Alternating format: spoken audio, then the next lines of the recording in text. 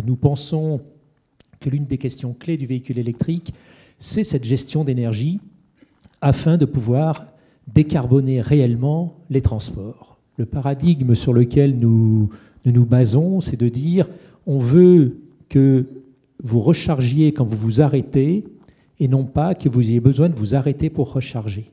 Dit autrement, ce qui est clé pour traiter le problème à la fois de l'autonomie et de la qualité d'usage, c'est que la charge du véhicule soit faite en temps masqué.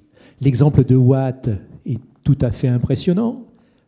La charge prend 0 seconde, puisqu'elle est faite pendant le temps où le bus s'arrête à l'arrêt. Et vous voyez apparaître pour ça un élément très important, une nouvelle unité, le kilowatt F, F comme flexible. L'idée ici, c'est que ce qui compte quand on veut faire de la gestion d'énergie, ou de la gestion de puissance en réalité, gestion d'énergie, on est plutôt en gestion de puissance, c'est pas le fait que je consomme tant de centaines de kilowatts, c'est quelle est la quantité de kilowatts qui sont flexibles, c'est-à-dire dont je peux déplacer la consommation. Dans le cas de la HVAC, vous voyez, on peut déplacer parce qu'on peut décaler d'une demi-heure le chauffage ou le refroidissement du bâtiment. Grâce à l'inertie thermique, on tiendra. Sur le véhicule électrique, si je sais par des effets statistiques décaler le moment de charge ou charger le véhicule pour lui demander après de restituer de la puissance au réseau, je gagne de la flexibilité.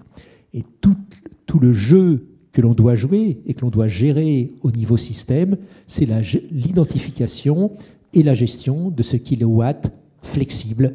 C'est à ce prix-là que le véhicule électrique pourra monter en parc, en quantité, sans mettre le réseau par terre. La charge rapide est bonne pour la résolution du problème, mais il faut détailler vraiment. Quand on dit charge rapide, il y a 2 cas d'usage principaux. Il y a celle où vraiment j'ai besoin de charger vite parce que le bus s'arrête pendant 30 secondes et dans ces 30 secondes, je dois transférer le maximum. Ça, c'est la charge rapide et là, on n'a aucune flexibilité. Mais avec mon premier slide, en tant qu'utilisateur, ces cas-là seront relativement rares.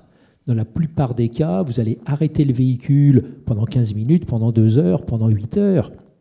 Et donc, ce qui est important, c'est d'avoir de la flexibilité pour charger. Je vais juste l'illustrer par un exemple. Vous amenez votre véhicule chez vous. Si vous avez une prise domestique, si la voiture est vide, il faut aujourd'hui 15 heures. Si vous avez une Tesla, il vous faut 45 heures pour recharger le véhicule. Vous n'avez aucune flexibilité. Dès que vous arrivez, la première chose, vous branchez et vous demandez de tirer.